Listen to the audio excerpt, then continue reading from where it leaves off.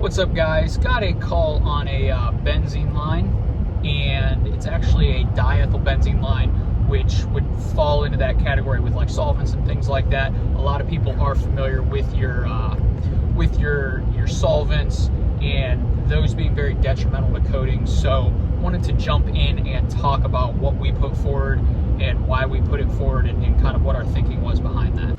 Hey guys, real quick, I do this to help you with your coatings, linings, and composite systems, whether you're working with another manufacturer, distributor, or a supplier. If you think this could help somebody that you know, please do share it with them. That way we can get the message out. Really appreciate it. Now let's get back to today's topic.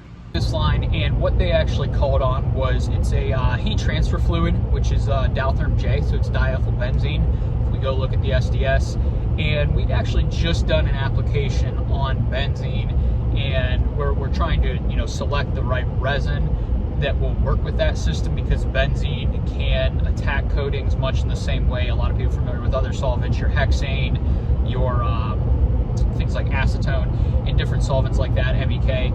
And so what we do is we cross-reference our chemical compatibility that we have, and from there we can make some general assumptions based on natural properties of solvents. And so one of the big things when you're dealing with a lighter solvent, and this isn't always the case, but it's a good rule of thumb, is your solvents that are lower molecular weight. And again, this is more for a chemist, so I'm relaying information I was told and crossing. But as you use a solvent that's low molecular weight, as you drive that up, so if you take benzene and then you increase its weight and make it diethyl benzene, right, we're making it a bigger molecule. It has less solvent capability or solvent effect, which is good in the case of our coatings or anybody with coatings. If it can withstand benzene, then diethyl benzene it will do better against, because it's having less of an issue or less of a solvent property to degrade that coating. And so in this case, they're looking to reinforce a elbow on a heat transfer line, so that's full of this fluid.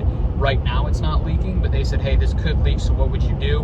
And that's when we took our coating and said, hey, this will work for benzene. And as a general rule, because we're increasing that molecular weight from benzene to diethyl benzene, we're adding more to that molecule. This is going to do great for that application. What we did, we put forward a Novolac epoxy. In our case, one that was formulated for good solvent resistance, so it can withstand that. And then we're going to overwrap and reinforce it. In the event that this pipe does eventually fail, we have a fail-safe in place, and that's what we did. So again, not a crazy situation, but one where a lot of people, including us, we're continually learning on what can our coatings do and not do. Especially in the case of solvents, those are some of the most aggressive things, where even something that doesn't seem that aggressive, when it's a solvent, it just tears up coatings, tears up composites, and that's ultimately what we went forward with. So hope this was helpful for you guys. If you have any questions or comments, drop them down below. I'll get to you as soon as I can. As always, appreciate you. Godspeed.